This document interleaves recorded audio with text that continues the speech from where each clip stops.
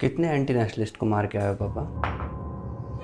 आपसे जुबान लड़ा रहा है? पापा हो ना मेरे, इसलिए तो जुबान लड़ा रहा हूँ। सरकार थोड़ी हो जो आपसे जुबान ना लड़ा सकूँ। वैसे भी इस लाठी पर खून लगा है तो क्रिमिनल्स का ही होगा। खून हमारा भी बहेगा तो इसी लाठी पर लगेगा। अपनी रील्स की दुनिया से बाहर निकल के टीवी न्यूज़ भी देख लिया करो। कुछ दिन पहले तो आप कह रहे थे कि ये सारे टीवी न्यूज़ चैनल निकम्मे हैं, उनके पास परमिशन नहीं थी तो हमें ये सब करना पड़ा। किस बात की परमिशन? इस मार्च की। प्रोटेस्ट मार्च थी पापा, वो किसी पॉलिटिकल पार्टी की कैंपेन रैली नहीं थी कि जिसकी परमिशन ली जाए। पहले यदि कोई आपसे नाराज़ है तो आपसे नाराज़गी जताने से पहले आपसे परमिशन ले। ये सब के सब उन अपोजिशन पार्टीज़ की टीम बी थी।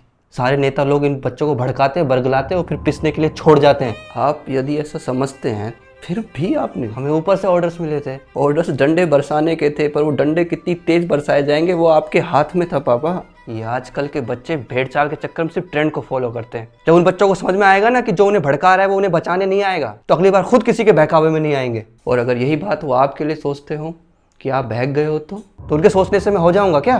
तो क्या आपके सोचने से वो हो गए हैं? गलती उनकी थी। वायलेंस भीड़ की तरफ से शुरू हुआ था। पुलिस वाले सिविल ड्रेस में क्या कर रहे थे पापा? वो पुलिस का सिस्टम है लॉ एंड ऑर्डर मेंटेन करने का। तो फिर ये तय कौन करेगा कि शुरुआत किसने की? क्योंकि भीड़ में तो प्रोटेस्टर भी थे और पुलिस भी।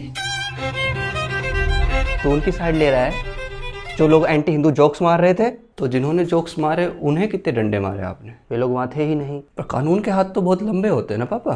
किसी ने कोई कंप्लेंट फाइल ही नहीं की उनके खिलाफ, हम एक्शन कहाँ से लेते? तो आप खुद कंप्लेन लिख लेते। क्या आपका सारा गुस्सा सिर्फ कमेंट सेक्शन तक सीमित था क्या? जिस चीज़ की नाराज़गी के चलते आपके अंदर इतनी नफरत हो गई कि आप बच्चों पे डंडे बरसाने को जस्टिफाई करने बैठे हो, तो क्या सिर्फ उस गुस्से के चलते हुए आपसे एक कंप्लेन फाइल नहीं की गई? जबकि बात तो बहुत पहले से हो गई थी। जब तुम्हें पॉलिटिक्स का पी भी नहीं पता तो उसके बारे में बात मत करो, ठीक है?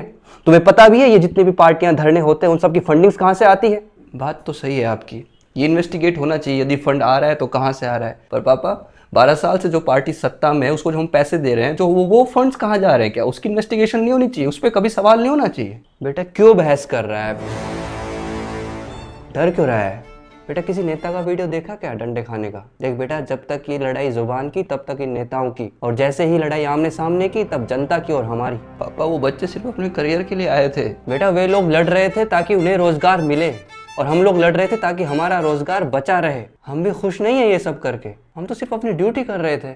हाँ पापा, आप ड्यूटी पे जाने से पहले ना ये भूल गए थे। बेटा तुम्हें नहीं समझ में आएगा, तुम जाओ और अपनी वो यूपीएससी की तैयारी करो। इन सब चीज़ों में ध्यान दोगे तो एग्जाम कैसे क्रैक करोगे? हाँ पापा, आई विश कि ये एग्ज़ाम क्रैक हो, लीक ना हो, क्योंकि यदि ये लीक हुआ तो फिर आप और मैं आमने सामने नहीं लड़ पाएंगे।